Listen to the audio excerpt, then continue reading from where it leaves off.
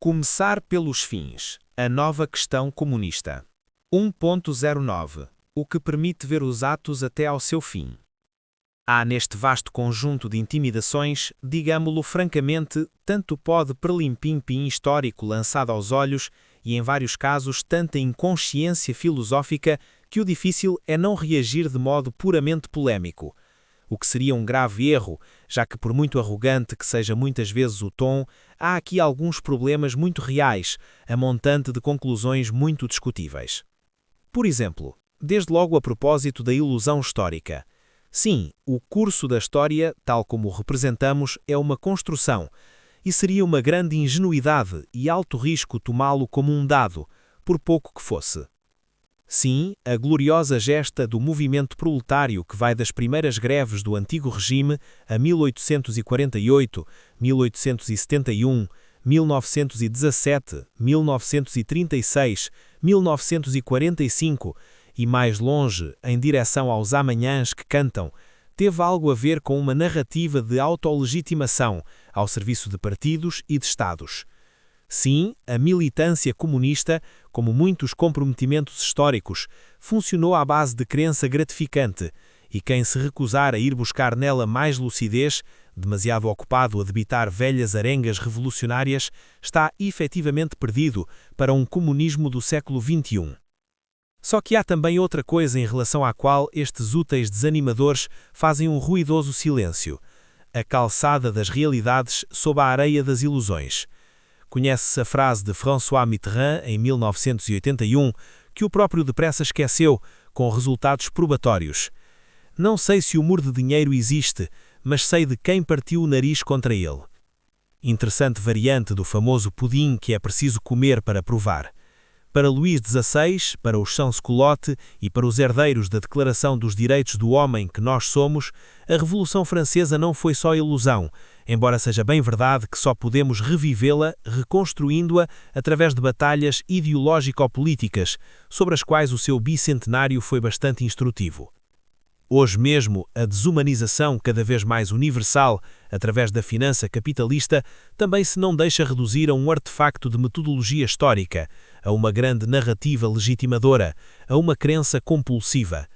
Mais, e aqui as coisas invertem-se, é o escamotear desta casmurra realidade que por sua vez aparece como a mais flagrante das elaborações mistificadoras, das ideologias de justificação e do wishful thinking. Há uma ilusão perniciosa da história, grande verdade crítica a reter. Há também, e muito mais para os tempos que correm, esta denegação intimidatória da história, à qual só se dobrarão os espíritos fracos. Em segundo lugar, será justo afirmar: só existe o singular? Não há dúvida que aquela velha recusa dos seres de razão, o cavalo vejo-o bem, dizia um famoso nominalista, a cavalada é que não, conserva as suas virtudes profiláticas contra as entidades especulativas que também atravancaram a história, e é válida, por exemplo, contra aquele marxismo vulgar que substantifica a burguesia e mitifica a classe operária, sem analisar com a atenção requerida as bem mais complexas realidades e atitudes concretas abrangidas por estas abstrações.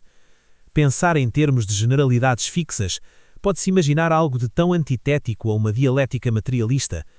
A lição continua válida e vai muito longe, exigindo, por exemplo, que numa concepção da história que se queira marxiana, seja reavaliado face às necessidades de ordem geral o papel do acontecimento singular, com o que o seu caráter aleatório tem contudo de determinante quanto ao curso ulterior das coisas.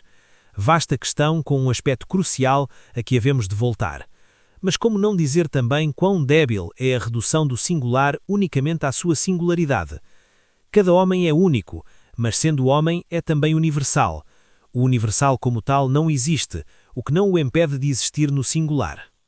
Assim, a cavalade está materialmente presente em cada cavalo. No seu genoma, original em cada um e entretanto comum a todos, a lógica de classe do capital existe concretamente tanto em cada plano de despedimento como em cada especulação bolsista, onde se pode ver ao pormenor o primado universal do interesse privado. Do mesmo modo, a racionalidade histórica existe em cada acontecimento, na causalidade e na legalidade gerais que o subtendem de maneira particular. A ideia de um singular exclusivamente singular é tão credível quanto a de um acaso que escapa às leis do acaso, ou de um indivíduo biológico estranho a toda e qualquer espécie. Patetice elementar, que nada melhorou ao passar pelo individualismo metodológico da cultura histórica e sociológica anglo-americana. Não é realmente a Marx que é preciso ensinar que qualquer entidade abstrata é, em certo sentido, uma visão do espírito, ele que passou o tempo todo a repetir, mais de um século antes de Veyne e Foucault, que o trabalho, por exemplo, é sempre um trabalho determinado. Misère de la Philosophie, Edições Sociais, 1972, página 68. Mas num certo estádio de desenvolvimento económico, como o demonstra soberbamente a introdução aos manuscritos de 1857-1858, o próprio trabalho em geral torna-se verdade prática. Só a dialética materialista capta este devir singular do universal, processo capital de racionalidade histórica, que de outra parte escapou inteiramente a esse nominalismo, já não metodológico, mas doutrinal, que Althusser tão imprudentemente apresentou como sendo o cume do materialismo, quando de facto encerra um caracterizado idealismo do universal, isto é, das relações ilógicas essenciais. Prova de que a dialética, esta lógica do pobre, segundo Michel Serres, nos permite compreender uma topologia do tempo histórico que parece ter-lhe escapado. Resta a objeção, para muitos certamente a mais impressionante de todas: já não se pode, sobretudo depois do grande naufrágio do comunismo, acreditar por um segundo que seja na bela lenda de uma história que progride continuamente em direção a um futuro melhor. Objeção que seria tanto mais forte se admitisse tomar como é ela a tese que contesta, evitando assim dela só refutar uma medíocre falsificação. Qualquer entendido em Marx sabe como ele recusava a tolice, a antidioética ao máximo, do desenvolvimento linear e do progresso regular. O que ele defende é uma coisa completamente diferente. Em primeiro lugar, que na história humana, como na evolução natural, há processos demográficos, tecnológicos, económicos, cognitivos, duravelmente cumulativos, seguindo uma mesma direção. É o caso típico do crescimento da força produtiva no capitalismo, que leva a isso com uma permanente rudeza, a fim de diminuir o tempo direto de produção e maximizar a taxa de lucro do capital adiantado. No mesmo movimento, ganham corpo imensas contradições motoras de todo o movimento histórico, de que um exemplo cardeal é o crônico antagonismo entre a acumulação de riquezas no lado do capital e a acumulação de miséria do lado dos assalariados. Esta pauperização tendencialmente crescente, de que era moda falar com derisão nos anos 50, entra hoje pelos olhos dentro de quem quer que seja, tanto à escala nacional como planetária, sob uma multiplicidade de formas relativas e absolutas, desde o desemprego maciço aos salários de miséria, da precariedade à regressão dos direitos do trabalho e à recusa generalizada de dignidade, enquanto os índices bolsistas disparam. O terceiro ponto, o mais decisivo, o menos conhecido, é que o desenvolvimento não linear destas vastas contradições tende a produzir pressupostos negativos e positivos da sua própria superação, mesmo que seja apenas em virtude destas dialéticas simples e fortes que exigem, por exemplo, que quando se puxa uma corda se acaba por parti-la, ou que quando se escava uma mina se levanta ao lado um monte de escórias.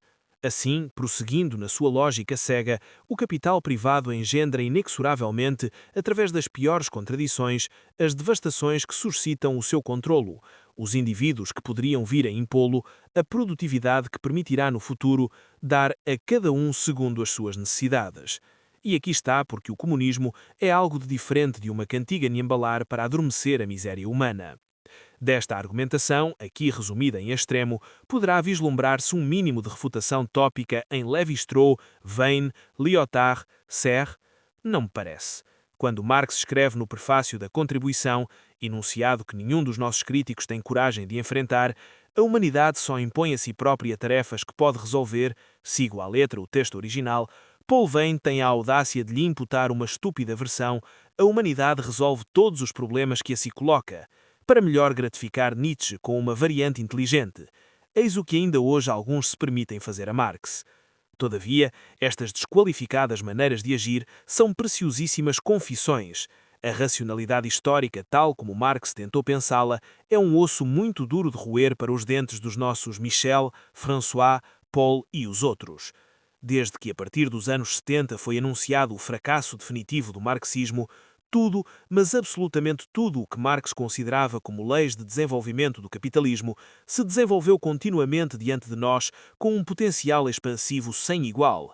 Revolucionar compulsivo dos modos de produzir e de viver, mundialização concorrencial do mercado, acumulação do dinheiro capital num polo da sociedade, proliferação da miséria social noutro polo, esforços devastadores da finança para contrariar a baixa tendencial da taxa de lucro, incessante e cada vez mais profunda inversão das relações entre pessoas e coisas, fins e meios, ao ponto de, sobre vários aspectos, pôr em direto perigo o nosso futuro como humanidade. E quando isto salta aos olhos da maioria, ainda nos vêm dizer: renunciem de vez aos vossos mitos, conscientizem-se de que a história é um jogo de aparências onde não é possível observar qualquer continuidade, identificar qualquer sentido e onde, por consequência, não é possível uma qualquer iniciativa refletida. Neste recalcamento caracterizado do que nos manda e comanda um tão sangrento presente, não vejo só, quanto a mim, aberração intelectual, mas também defecção cívica, demasiadas vezes acariciada pela lisonja mediática. Portadora inconsciente de racionalidade através das suas deambulações singulares, a história nem é sequer aquele puro processo, sem sujeito e sem fim, a que a reduzia a Althusser. Não sem grandes limitações e regressões até ao presente, nela também se produz, como se pode, sujeito e finalidade. Propósitos axiológicos de longo alcance, formulados mais ou menos judiciosamente, inseridos em tendências históricas mais ou menos bem identificadas, não deixaram de dar nascimento a grandes causas políticas e humanas, cujas virtudes mobilizadoras, transcendendo as fronteiras de gerações e nações, permitiram construir contra ventos e marés a parte civilizada do nosso mundo. Por exemplo, a luta secular e as conquistas probatórias, embora frágeis, desta república laica que já inflamava Spinoza. A longa marcha inacabada rumo a esta descolonização exterior e interior, de que Nelson Mandela será para sempre uma figura emblemática. A irreprimível, embora tão dificultosa emergência de uma individualidade humana autónoma, hoje dinamizada pelo combate por uma autêntica igualdade das mulheres. Tenham coragem de nos dizer na cara que os frutos destas batalhas e de tantas outras não passam de grandes narrativas efabuladoras e só existem na imaginação porque, é evidente, a República, a soberania, a igualdade não existem.